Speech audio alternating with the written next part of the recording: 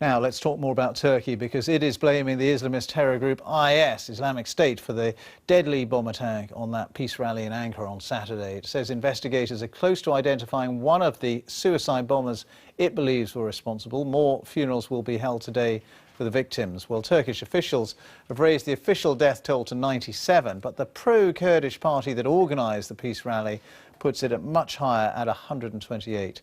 With me now here in the studio is Ziya Meral, who's director of the think tank Centre on Religion and Global Affairs. Thanks so much for being with us. Horrific attack, of course, on Saturday. What are the implications, do you think, for Turkey?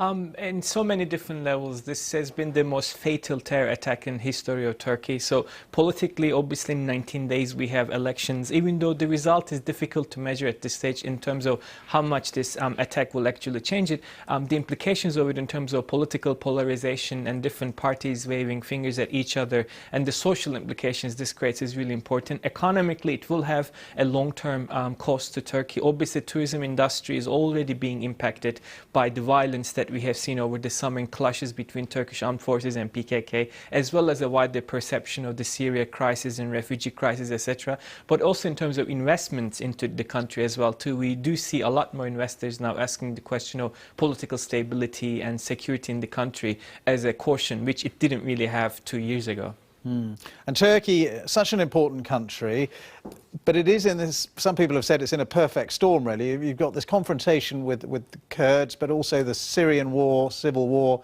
on its doorstep, next door, almost spilling over the border.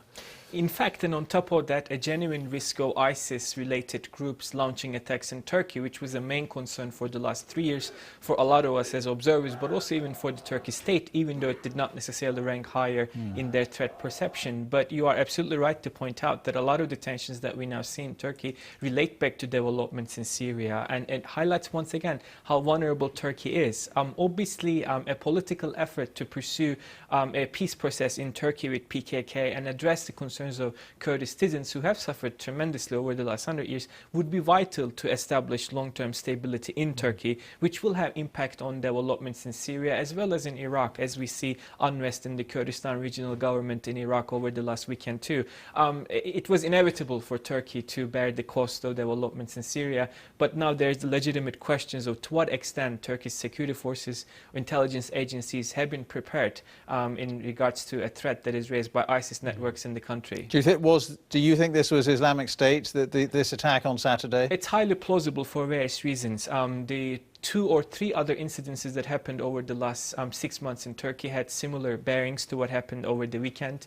The fact that they did not necessarily acknowledge the attack does not necessarily mean much, but it leads to a particular cell in a city called Adıyaman, which was suspected to have been visited Syria, joined ISIS, etc. So all the signs are at the moment publicly traceable information that is available leads to that, but obviously till it's established, it's still too premature to conclude. There could be other groups behind the attack, but whoever did it obviously had a really strong agenda of causing fierce political tensions in the country, and to that extent they've succeeded. And the fear is there could be more attacks like this, you know, at an escalated level with such a huge death toll. Sadly, I think it is fair to say that in such a precarious political period when we still do not have an actual government, it's an interim government in office, constitutionally mandated till the elections, and the outcome of the elections will be a weaker coalition government too. So in such moments, you do see security risks heightened, and you do see state responses problematized by politics, and it is really real to say that now that Turkey has more actively joined anti-ISIS coalition in supporting US operations, even though the train and equip program has been cancelled, Turkey has made itself a direct target to ISIS, and we will see more ISIS-related attacks in Turkey in the near future. Okay, well, Ziya Meral, director of the think tank Centre on Religion and Global Affairs, thank you very much indeed.